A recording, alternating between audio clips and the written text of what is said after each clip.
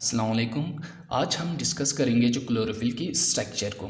इससे पहले वाली जो लेक्चर में हमने डिस्कस किया था क्लोरोफिल की फंक्शंस को और उसकी टाइप्स को, ठीक है। अब यहाँ पे हम देखेंगे जो स्ट्रक्चर ऑफ क्लोरोफिल, ठीक है। अब जो क्लोरोफिल की स्ट्रक्चर की जब हम बात करते हैं तो हम उसकी क्या कहेंगे, जनरल साख्त को हम देखेंगे, ठीक है। अब क्लोरोफिल की स्ट्रक्चर के अंदर हमें क्या नज़र आता है, एक उसकी हेड रीजन नज़र आता है और दूसरा उसकी टेल्स नज़र आता है, ठीक है।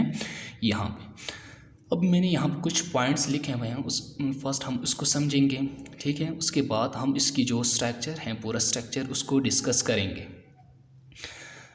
अब यहाँ पे सबसे पहले अगर देखा जाए तो क्लोरोफिल के जो मॉलिक्यूल्स है वो किस चीज़ से बने हुए हैं, हेड और टेल से मिलकर बने हुए होते हैं। इसके दो रीजन होते हैं, एक हेड होते हैं दूसरा टेल होता है, ठीक है। और जो क्लोरोफिल की जो हेड हैं वो क्या होते हैं, हाइड्रोफिलिक होते हैं इन नेचर, ठीक है। ये जो हेड वाली जो रीजन है वो क्या होते हैं, हाइड्रोफिलिक। हाइड्रोफिलिक हम उसको कहते हैं जो कि वाटर के साथ क्या करता है, लव करता है, ठीक है। और ये एक्सपोज होता है बाहर की तरफ, कहाँ से, यहाँ पे थैलेक्वाइड मेम्ब्रेन होते हैं उसके ऊपर ये मौजूद होता है, ठीक है। टेल अंदर की तरफ मौजूद होता है, थैलेक्वाइड मेम्ब्रेन के अंदर मौजूद होता है, जो हेड है वो बाहर की तरफ निकले हुए होते हैं। इसीलिए हम कहते हैं हेड एक्सपोज होता है बाहर की तरफ और ये क्या करता है, लाइट को एब्जॉर्ब करता है, लाइट को क्या करता है, एब्जॉर्ब करता है। दूसरा हमारे पास क्या है, चेन है, ठीक है, टू साइड चेन, जिसको क्या कहा जाता है, टेल्स कहा जाता है। यहाँ पे जो चेन्स हमें नज़र आ रहे हैं ये हमारे पास क्या हैं, टेल्स हैं, ये और ये। अब एक होते हैं हमारे पास लॉन्ग चेन, जिसको क्या कहा जाता है, टर्पेनाइड अल्कोहल फाइटोल, जो कि 20 कार्बन और 39 हाइड्रोजन से मिलकर बनी हुई है। ये वाली जो चेन है वो हमारे पास क्या है, लॉन्ग चेन है, ठीक हो गया। अब सेकंड है हमारे पास यहाँ पे जो शॉर्ट चेन नज़र आ रही है वो क्या है, हमारे पास शॉर्ट चेन जिसका नाम क्या है, मिथाइल ईस्टर। इसको क्या कहा जाता है, मिथाइल ईस्टर कहा जाता है, ठीक है। और जो टेल्स की जो नेचर होते हैं वो हाइड्रोफोबिक होते हैं, यानी कि वाटर हैडिंग मॉलिक्यूल्स, ठीक है। अब इसकी जो स्ट्रक्चर है उसकी जो फंक्शन हम इसकी स्ट्रक्चर की मदद से समझेंगे। और इसकी जो मॉलिक्यूलर फार्मूला है, जो मॉलिक्यूलर फार्मूला के अंदर में हाइड्रोजन और ऑक्सीजन में जो डिफरेंस आ रहे हैं उसको भी हम इसी स्ट्रक्चर की मदद से हम समझेंगे, ठीक है। यहाँ पे क्या है, हाइड्रोजन 72 है क्लोरोफिल ए के अंदर, तो क्लोरोफिल बी के अंदर हाइड्रोजन 70 है, ठीक है। और जो क्लोरोफिल ए के अंदर ऑक्सीजन 5 है तो क्लोरोफिल बी के अंदर क्या है, ऑक्सीजन 6 है। तो इन दोनों के अंदर क्यों डिफरेंस आ रहे हैं उसको हम इसी स्ट्रक्चर की मदद से समझेंगे। बाकी जो मॉलिक्यूलर फार्मूला क्या है, बाकी सेम है, कार्बन नंबर, नाइट्रोजन और मैग्नीशियम क्या है, सेम है। अब यहाँ पे जो स्ट्रक्चर नज़र आ रहे हैं उसको हम देखेंगे। अब हमने कहा कि क्लोरोफिल की क्या होते हैं, हम दो रीजन होते हैं, एक हेड ये वाली रीजन जो रिंग्स नज़र आ रहे हैं, दूसरा जो टेल्स होते हैं जो कि यहाँ पे चेन हमें नज़र आ रहे हैं, ठीक है। अब ये जो हेड हैं, सबसे पहले हेड को अगर हम देखा जाए तो हेड किस चीज़ से बने हुए होते हैं, पोरफायरिन रिंग्स हैं, उसके सेंटर में क्या होता है, मैग्नीशियम होता है, ठीक है। अब यहाँ पे जो रिंग्स नज़र आ रही है, यहाँ पे ये इन सब को कंबाइनली मैग्नीशियम के साथ हम क्या कहेंगे, पोरफायरिन रिंग कहेंगे, ठीक है। इसको ये क्या है, हमारे पास एक पोरफायरिन रिंग है जिसके सेंटर में क्या होता है, मैग्नीशियम होता है, ठीक। अब जो पोरफायरिन रिंग है उसके साथ कितने पायरोल रिंग अटैच होता है, 4, 1 2 3 4, ठीक है। यहाँ पे जो नज़र आ रहे जो रिंग्स साइड पे, हम ये क्या है हमारे पास, इनको क्या कहेंगे, पायरोल रिंग कहते हैं। Pyrrole ring number 1, ring number 2, ring number 3, ring number 4। अब जो पायरोल रिंग है उसके अंदर कितने कार्बन होते हैं, 4 कार्बन होते हैं और एक क्या होते हैं, नाइट्रोजन होते हैं। अब यहाँ पे देखें नाइट्रोजन है हमारे पास, उसके बाद क्या है, कार्बन नंबर 1 2 3 4, कितने कार्बन हो गए, एक पायरोल रिंग के अंदर 4 कार्बन और एक नाइट्रोजन हमारे पास मौजूद होता है।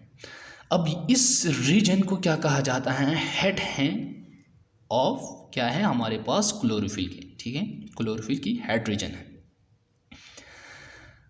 अब यहाँ पे अगर सेकंड पायरोल रिंग के ऊपर मिथाइल ग्रुप CH3 है तो उस क्लोरोफिल को हम कहेंगे क्लोरोफिल A। अगर सेकंड पायरोल रिंग के ऊपर CHO मौजूद हैं तो हम उसको कहेंगे क्लोरोफिल B, ठीक है। अब यहाँ पे देखें तो CHO में अगर देखा जाए तो यहाँ पे क्या है, एक हाइड्रोजन है और एक ऑक्सीजन है, ठीक है। इसका मतलब यहाँ पे क्या हो गया, हाइड्रोजन के एतबार से देखा जाए तो यहाँ पे क्या है, एक हाइड्रोजन, और CH3 के अंदर देखा जाए तो यहाँ पे क्या है, हमारे पास 3 हाइड्रोजन है, ठीक है, और ऑक्सीजन बिल्कुल भी नहीं है।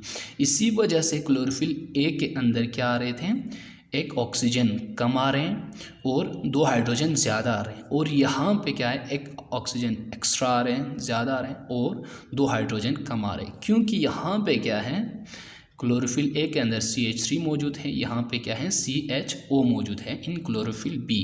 इसी वजह से इनकी जो मॉलिक्यूलर फार्मूला है उसमें डिफरेंस आ रहे थे।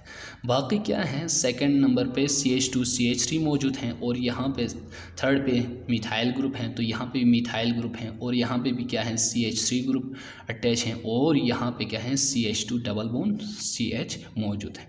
ये जनरल किसकी स्ट्रक्चर है, हेड रीजन की स्ट्रक्चर है, ठीक है, किसकी, क्लोरोफिल की हेड रीजन की जो स्ट्रक्चर। अब यहाँ पे देखें तो इसकी टेल्स, अब जो लॉन्ग टेल्स हैं वो क्या हैं, कितने कार्बन से मिलकर बने हुए होते हैं, 20 कार्बन और 39 हाइड्रोजन से मिलकर ये लॉन्ग चेन्स बने हुए होते हैं,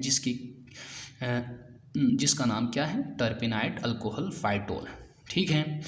और जो सेकंड जो चेन है जिसका नाम शॉर्ट चेन भी कहा जाता है, ये मिथाइल ईस्टर है। ये क्या करता है, ये क्या है, फोर्थ और थर्ड पायरोल रिंग के दरमियान एक रिंग मौजूद होता है, उसके साथ ये क्या होता है, अटैच होता है।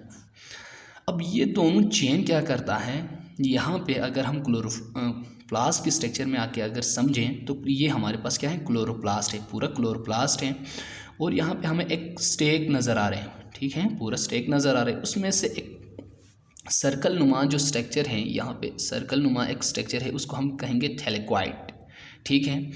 और इस सर्कल नुमा स्ट्रक्चर की जो ऊपर वाली जो मेम्ब्रेन है उसको हम क्या कहेंगे, थैलेक्वाइड मेम्ब्रेन कहेंगे, ठीक है।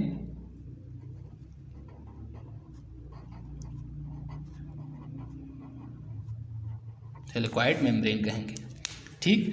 सर्कल नुमा स्ट्रक्चर को हमने क्या कहा, थैलेक्वाइड, और उसकी जो मेम्ब्रेन को हम क्या कहेंगे, आउटर कवरिंग को क्या कहेंगे, थैलेक्वाइड मेम्ब्रेन कहेंगे। अब ये जो क्लोरोफिल हैं, क्लोरोफिल की जो मॉलिक्यूल्स हैं वो क्लोरोफिल कहाँ से निकले हुए होते हैं, यहाँ पे जो मेम्ब्रेन के अंदर उसकी जो टेल्स एम्बेडेड होते हैं, दंसे हुए होते हैं, ठीक है, ये दोनों टेल्स, और जो हेड रीजन है वो बाहर की तरफ हमें नज़र आ रहे हैं, ठीक है, बाहर की तरफ निकले हुए होते हैं। अब जो हेड क्या करते थे, ये लाइट को एब्जॉर्ब करते हैं for the purpose of photosynthesis के लिए, फोटोसिंथेसिस की प्रोसेस को करने के लिए क्या करता है, लाइट को एब्जॉर्ब करता है, और हाइड्रोफिलिक इन नेचर होते हैं। और जो टेल्स हैं वो क्या होता है, हाइड्रोफोबिक इन नेचर होते हैं, और यहाँ पे मेम्ब्रेन के अंदर, थैलेक्वाइड मेम्ब्रेन के अंदर ये धंसे हुए होते हैं, यानी कि यहाँ पे मेम्ब्रेन के अंदर मौजूद होता है ये दोनों टेल्स।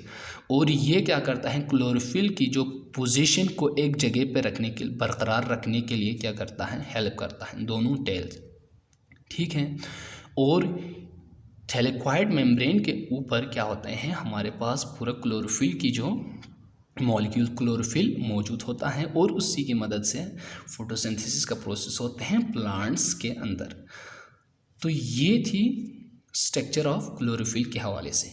अब यहाँ पे देखें एक बात, यहाँ पे क्या है, यहाँ पे देखें तो हमें कुछ लाइंस ड्रा किए हुए इस तरह के जो स्ट्रक्चर नज़र आ रहे हैं। इसका मतलब क्या है, यहाँ पे नज़र आ रहे हैं, इसका मतलब क्या है, यहाँ पे मिथाइल ग्रुप अटैच है, यहाँ पे भी मिथाइल ग्रुप अटैच है। ये लाइंस किस चीज़ को शो करता है, मिथाइल ग्रुप के अटैच, यानी कि अटैचमेंट को शो करता है। मिथाइल ग्रुप यहाँ पे क्या होता है, अटैच होता है। ठीक है, तो ये हमारी आज की जो टॉपिक थी जनरल किस स्ट्रक्चर के हवाले से, स्ट्रक्चर ऑफ क्लोरोफिल के हवाले से।